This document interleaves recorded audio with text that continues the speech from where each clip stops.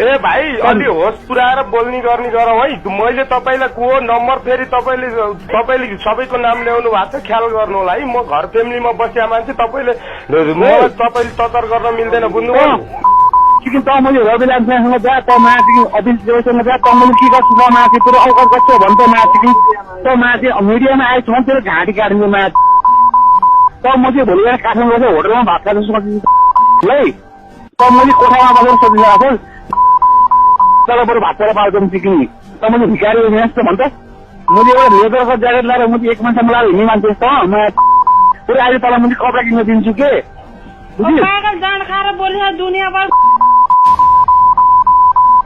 स्वामी त राडी भालो पुरी खोज्ने खोले दे